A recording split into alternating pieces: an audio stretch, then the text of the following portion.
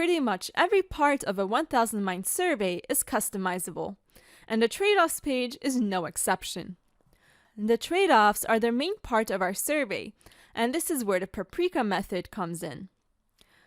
Here, participants will be given a series of 2 alternatives to choose between, each of which involves some sort of trade-off based on the attributes we specified.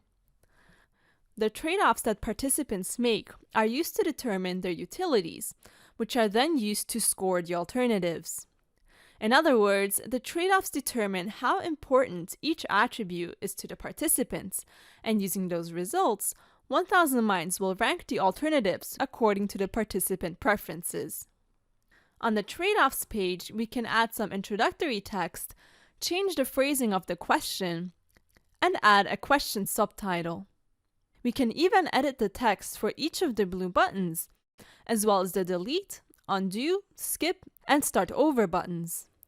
This extensive customization helps us personalize the survey as much as possible, and it also allows us to translate most components of the survey to a different language, if we were to survey non-English speakers.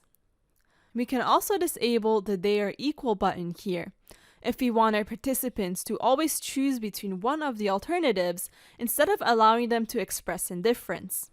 However, this is not recommended because it could introduce inaccuracies in people's preferences. At the start of the trade-offs portion of the survey, participants will be shown a quick tour explaining the survey components.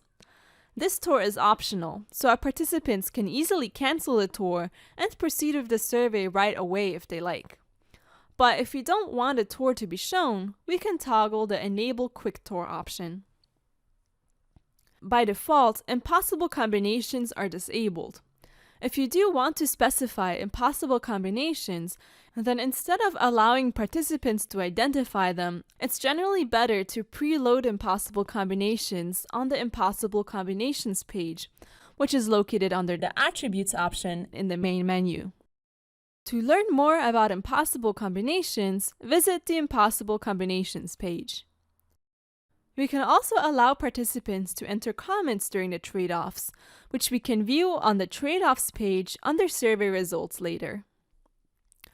If we want to provide participants with any additional information, perhaps more details about the meanings of our attributes and the levels, or the task in general, we can enter it under Enable Supporting Information. If this option is enabled, then participants will have an additional information button to access the information during the trade-offs, and the button will also be pointed out during the tour. The trade-offs page looks quite simple, but there's actually a lot that you can do with it, so be creative and make it your own.